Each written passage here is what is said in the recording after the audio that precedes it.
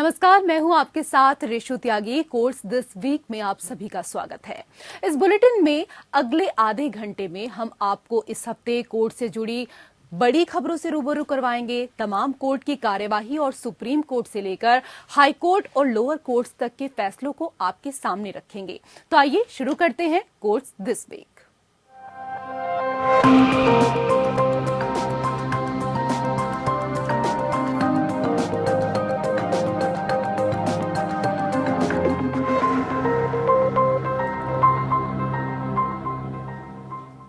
Supreme Court ने हिजाब विवाद पर कर्नाटक हाई कोर्ट के फैसले को चुनौती देने वाली याचिका पर अपना फैसला सुरक्षित रख लिया है। शीर्ष अदालत इस मामले में फैसला सुनाएगी कि शैक्षणिक संस्थानों में मुस्लिम छात्राएं हिजाब पहन सकेंगी या फिर नहीं। इससे पहले कर्नाटक हाई कोर्ट ने उनकी इस मांग को खारिज कर दिया था।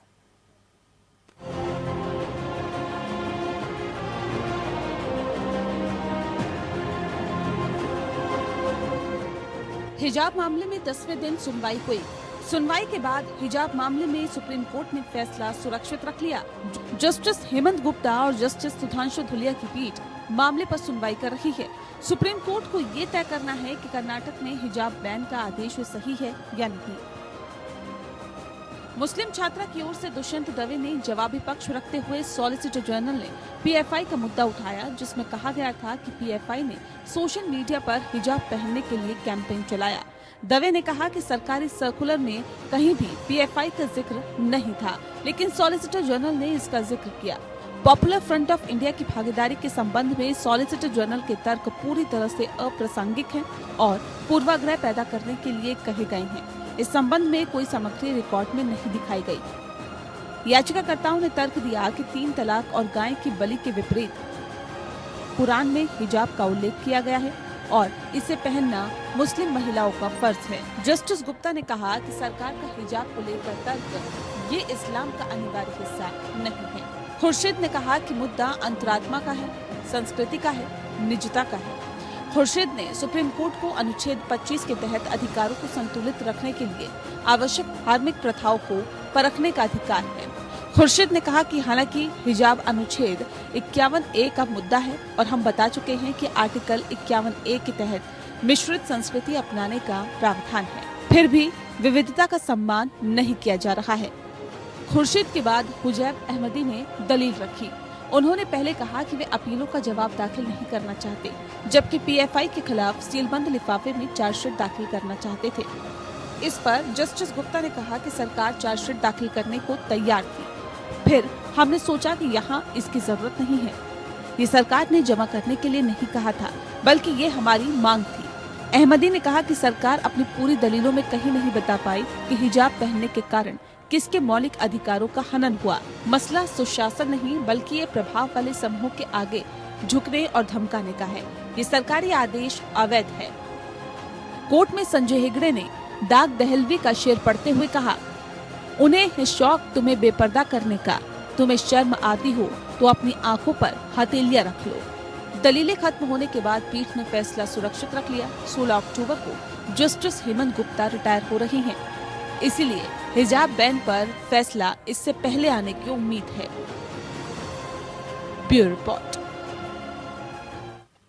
और उधर उच्चतम न्यायालय ने जम्मू कश्मीर को विशेष दर्जा देने वाले अनुच्छेद 370 के प्रावधानों को समाप्त करने के केंद्र के फैसले को चुनौती देने वाली याचिकाओं को दशहरे की छुट्टी के बाद सुनवाई के लिए सूचीबद्ध करने पर सहमति जताई है। इसके लिए 5 जजों की बेंच का गठन होगा।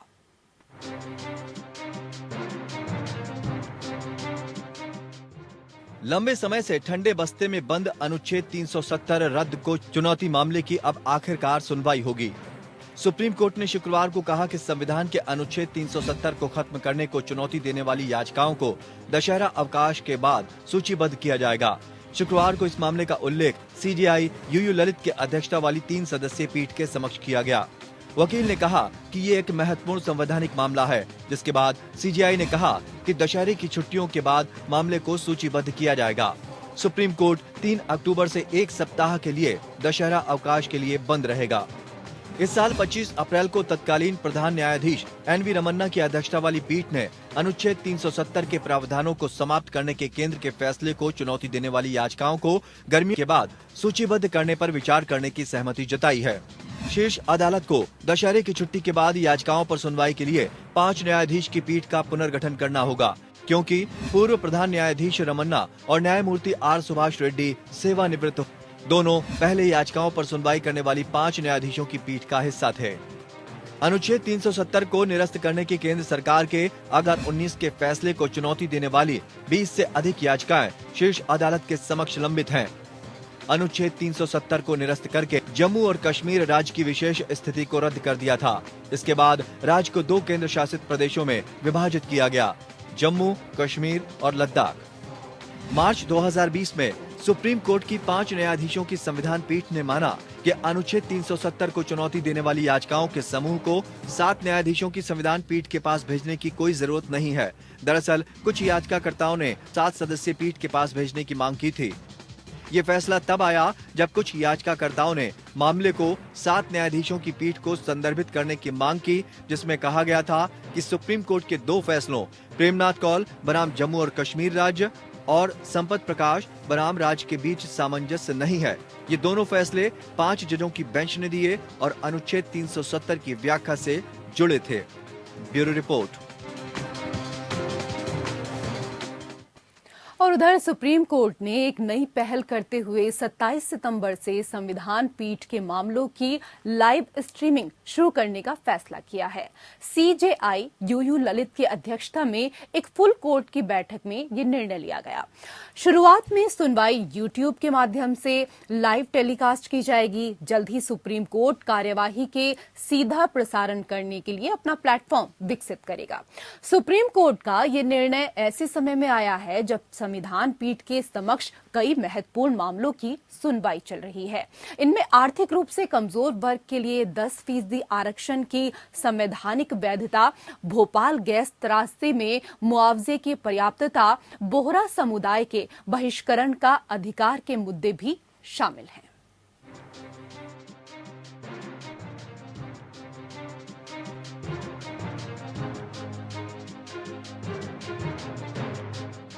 सर्वोच्च न्यायालय ने 27 सितंबर से संविधान पीठ के मामलों की लाइव स्ट्रीमिंग शुरू करने का फैसला किया है। प्रधान न्यायाधीश यूयू ललित ने एक पूर्ण अदालत की बैठक में ये निर्णय लिया गया। निर्णय सर्वसम्मत था और सुनवाई शुरू में यूट्यूब पर लाइव टेलीकास्ट की जाएगी। शीर्ष अदालत जल्द ही कार्रवाई का सीधा प्रसारण करने के लिए अपना मंच विकसित करेगी। लाइव स्ट्रीमिंग की शुरुआत संविधान पीठ में चल रहे मामलों से होगी। बाद में इसे दूसरे मामलों के लिए भी शुरू किया जाएगा। 2018 में एक मामले का फैसला देते हुए सुप्रीम कोर्ट ने अपनी सुनवाई की लाइव स्ट्रीमिंग शुरू करने पर सहमति दी थी। तब कोर्ट की रजिस्ट्री को उससे जुड़ी व्यवस्था बनाने को कहा गया था। कोरोना काल में सुप्रीम कोर्ट ने वीडियो कॉन्फ्रेंसिंग से सुनवाई तो शुरू की, लेकिन आम लोगों के लिए उसका सीधा प्रसारण नहीं किया गया था। अब कोर्ट के आदेश के 4 साल बाद ये होने जा रहा है। वरिष्ठ अधिवक्ता इंदिरा जयसिंह ने पिछले सप्ताह सीजेआई और उनके साथी न्यायाधीशों को पत्र लिखकर सर्वोच्च न्यायालय से सार्वजनिक और संवैधानिक महत्व के मामलों की कार्रवाई की लाइव स्ट्रीमिंग शुरू करने का अनुरोध किया था। वह 2018 में सूचना की स्वतंत्रता के अधिकार और प्रत्येक नागरिक के लिए न्याय तक पहुंच के अधिकार का एक हिस्सा लाइव स्ट्रीमिंग की घोषणा के लिए याचिकाकर्ताओं में से एक थी। शुरुआत में ये प्रसारण यूट्यूब पर किया जाएगा। बाद में सुप्रीम कोर्ट इसके लिए अपनी वेब सेवा भी शुरू करेगा। इससे पहले 26 अगस्त को सुप्रीम कोर्ट ने तत्कालीन चीफ जस्टिस एनवी रमन्ना को विदाई देने के लिए बैठी सेरेमोनियल बेंच की कार्रवाई का सीधा प्रसारण किया था। अब प्रायोगिक तौर पर संविधान पीठ की सुनवाई की लाइव स्ट्रीमिंग होगी। बाद में इसका विस्तार दूसरे मामलों के लिए भी किया जा सकता है। सितंबर 2018 में सुप्रीम कोर्ट ने संविधान के अनुच्छेद 21 के तहत न्याय तक पहुंचने के अधिकार के तहत अदालती कार्रवाई का सीधा प्रसारण करने का फैसला किया था। इसके बाद न्यायमूर्ति धनंजय वाई चंद्रचूड़ की अध्यक्षता में सुप्रीम कोर्ट की ई समिति अदालती कार्रवाई की लाइव स्ट्रीमिंग को विनियमित करने के लिए मॉडल दिशा निर्देश लेकर आई। गुजरात, उड़ीसा, कर्नाटक, झारखंड, पटना और मध्य प्रदेश उच्च न्यायालय अपने यूट्यूब चैनलों के माध्यम से अपनी कार्रवाई का सीधा प्रसारण करते हैं। वहीं ई समिति लाइव स्ट्रीमिंग अदालती कार्रवाई के लिए एक विशेष मंच शुरू करने के प्रस्ताव पर काम कर रही है। Bureau report.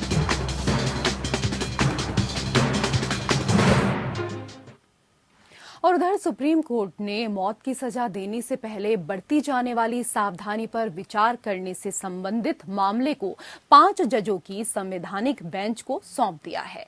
पीठ ने कहा है कि ऐसे सभी मामलों में जहां मौत की सजा एक विकल्प है, कम करने वाली परिस्थितियों को रिकॉर्ड में रखना आवश्यक है। हालांकि मौत की सजा को कम करने वाली परिस्थितियों को दोष सिद्धि के बाद ही फिर से दर्ज किया जा सकता है। 30 मार्च को फांसी की सजा पाए कैदियों की सुध लेते हुए कोर्ट ने मृत्यु दंड प्रक्रिया की समीक्षा के लिए स्वतः संज्ञान लिया था।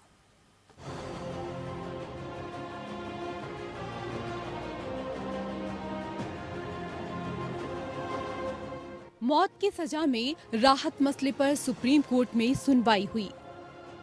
किन किन परिस्थितियों में दोषी को मिली मौत की सजा को कम किया जा सकता है, ये तय करने की जिम्मेदारी सुप्रीम कोर्ट के 5 सदस्यीय संविधान पीठ को दी गई। सुप्रीम कोर्ट ने मौत की सजा वाले मामले में सुनवाई के दौरान कोर्ट द्वारा सजा कम करने पर किन परिस्थितियों में और कैसे विचार किया जाए, इस संबंध में गाइडलाइन बनाने के लिए सुप्रीम कोर्ट द्वारा स्वतः संज्ञान लिया गया था।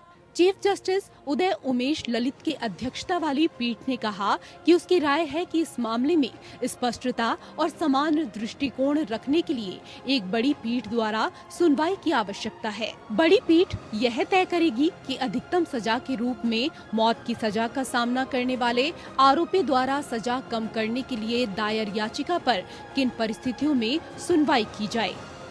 17 अगस्त को चीफ जस्टिस की अध्यक्षता वाली बेंच ने कहा था कि किसी को मौत की सजा दे दी जाए तो उसे बदला नहीं जा सकता। इसके चलते अभियुक्त को ये साबित करने का मौका दिया जाना चाहिए कि उसे मौत की सजा नहीं दी जाए। सुप्रीम कोर्ट ने इस मुद्दे पर संज्ञान लिया था।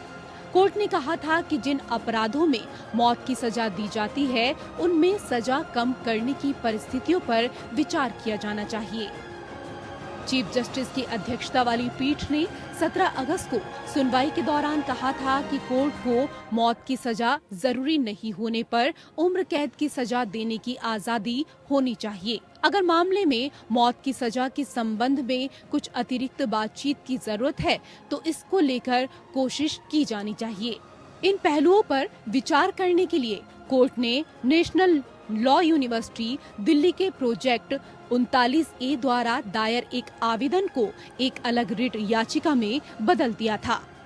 उसने इस मामले में अटॉर्नी जनरल के वेणुगोपाल और राष्ट्रीय कानूनी सेवा प्राधिकरण नालसा के सदस्य सचिव को भी नोटिस जारी किया था। Bureau report. बात भोपाल गैस त्रासदी को लेकर करेंगे। भोपाल गैस त्रासदी के पीड़ितों को मुआवजा देने के लिए 7,844 करोड़ रुपए के अतिरिक्त फंड की मांग वाली केंद्र सरकार की याचिका पर सुप्रीम कोर्ट सुनवाई के लिए अब तैयार हो गया है। भोपाल गैस त्रासदी मामले में केंद्र सरकार की क्यूरेटिव पिटीशन पर सुप्रीम कोर्ट में 5 जजों की संविधान पीठ ने केंद्र सरकार से पूछा है कि पीड़ितों को मुआवजा बढ़ाने पर आपका स्टैंड क्या है। इस संविधान पीठ में justice S K. Kaul, justice Sanjiv Khanna, justice A.S. Oka, justice Vikram नाथ और जस्टिस J.K. माहेश्वरी शामिल हैं। मनमोहन सिंह के नेतृत्व में केंद्र सरकार ने 2011 में सुप्रीम कोर्ट में भोपाल गैस त्रासदी पीड़ितों के लिए अतिरिक्त मुआवजे के लिए क्यूरेटिव याचिका दाखिल की थी। केंद्र की तत्कालीन मनमोहन सिंह सरकार ने कहा कि अमेरिका की यूनियन कार्बाइड कंपनी, जो अब डोव केमिकल्स के स्वामित्व हैं, को 7,413 करोड़ रुपए का अतिरिक्त मुआवजा देने के निर्देश दिए जाएं। दिसंबर 2010 में दायर इस याचिका में शीर्ष अदालत के 14 फरवरी 1989 के फैसले की फिर से जांच करने की मांग की गई है, जिसमें 470 मिलियन अमेरिकी डॉलर या 750 करोड़ रुपए का मुआवजा तय किया गया था। केंद्र सरकार के अनुसार पहले का समझौता मृत्यु, चोट और नुकसान की संख्या पर गलत धारणाओं पर आधारित था और इसके बाद के पर्यावरणीय नुकसान को ध्यान में नहीं रखा गया था। ये मुआवजा 3,000 मौत और 70,000 घायलों के मामले के पहले के आंकड़े पर आधारित था। बाद में दायर क्यूरेटिव पिटीशन में मौत की संख्या 5,295 और घायल लोगों का आंकड़ा 5,27,894 बताया गया है।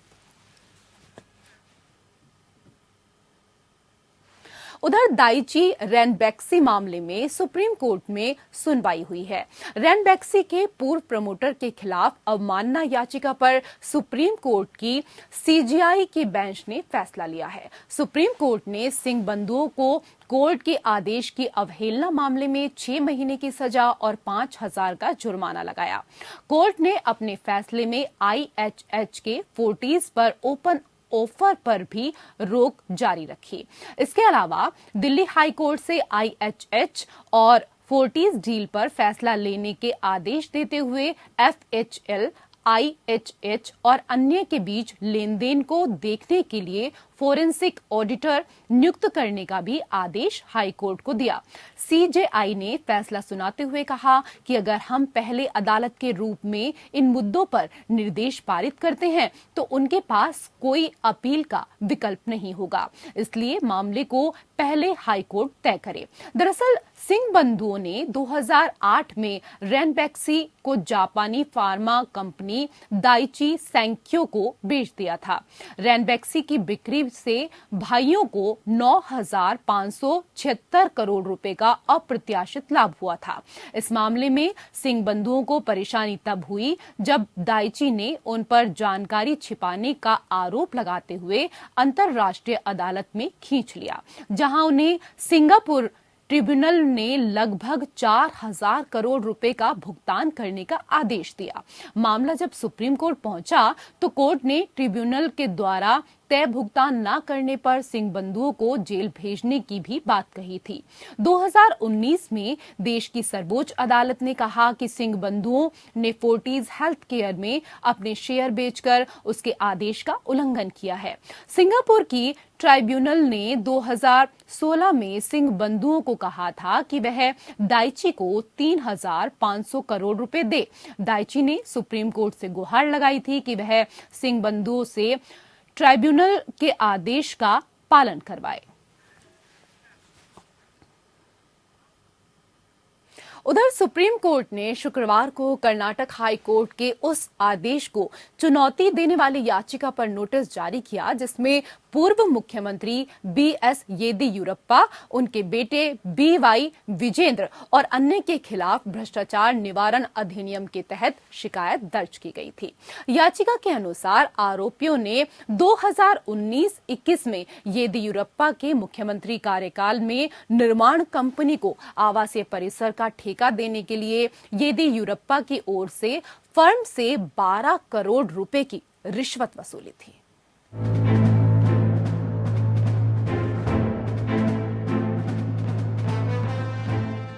सुप्रीम कोर्ट से कर्नाटक के पूर्व सीएम BS येदियुरप्पा को राहत मिली है।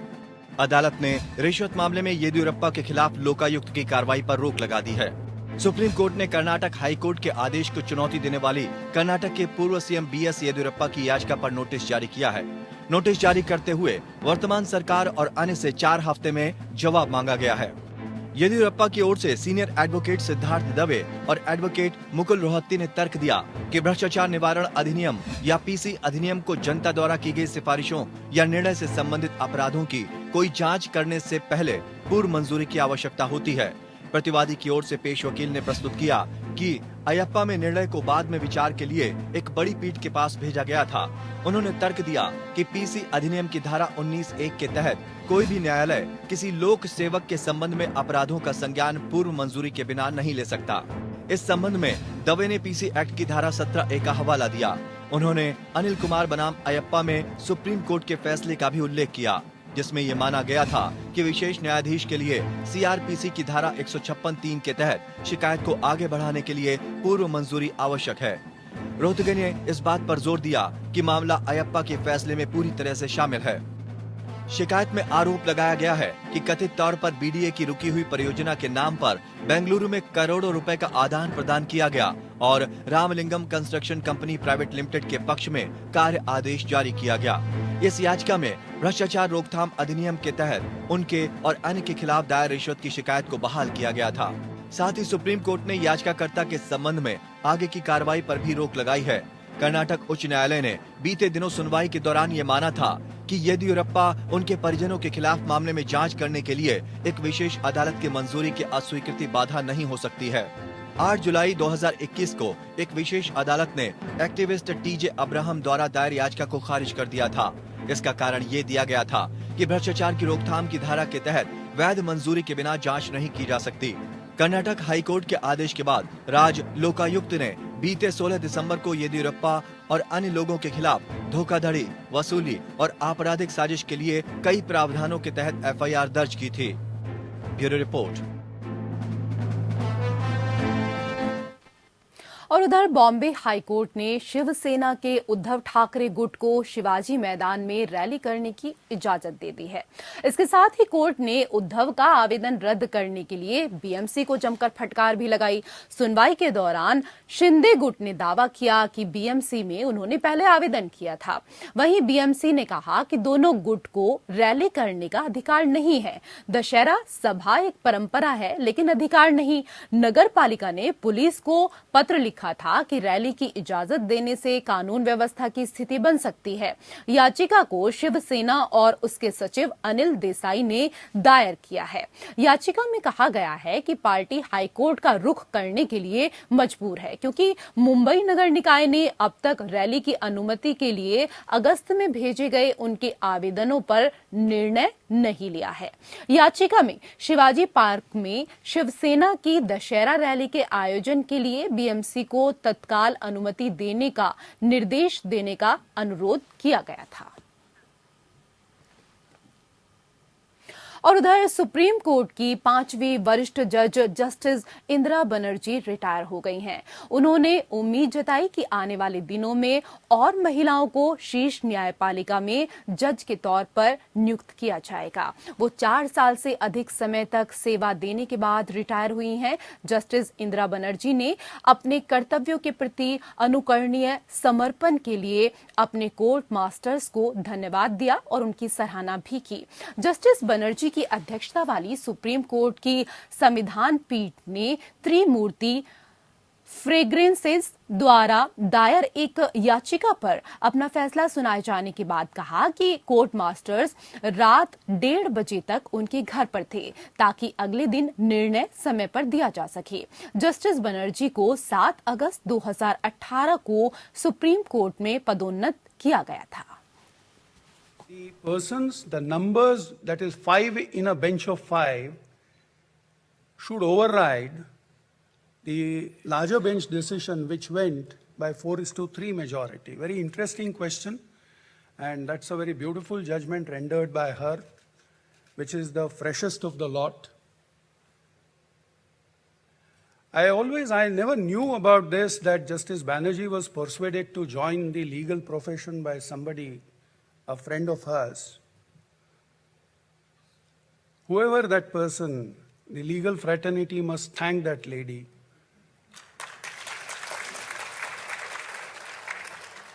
Otherwise, legal fraternity wouldn't have had this jewel, which has sparkled, which has shone all the way through. And that's the beauty. Justice Banerjee, you have heard everybody say she has that calm, quiet composure. I shared bench with her on few days, and her contribution has always been immense. Even today, when some people say that the last day of a judge in Chief Justice's court is a ceremonial bench, I don't consider it to be ceremonial.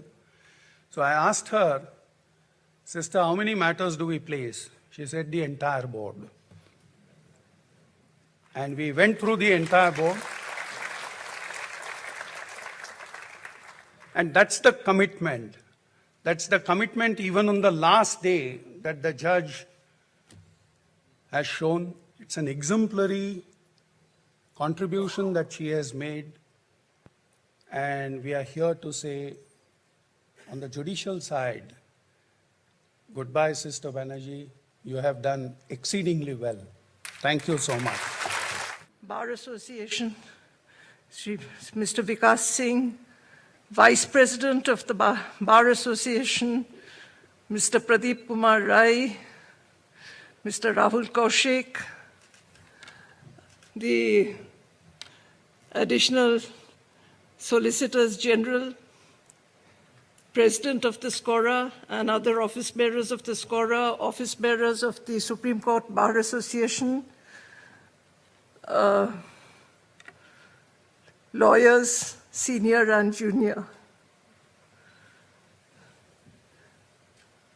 I thank you for the lovely farewell that the Supreme Court Bar Association has organized. And I'm grateful to all of you that you have come in such large numbers on a day when the weather is inclement. There's very little transport available outside. I thank you. I suppose it is customary to say very nice things when a person is leaving, but whatever has been said is very encouraging, and I'm thankful for that too. When we have to mention about the name of Honorable Justice Indira Banerjee, we have to see her with the perspective what he said once, that I want to be like a diamond, precious and rare, not a stone which is available everywhere.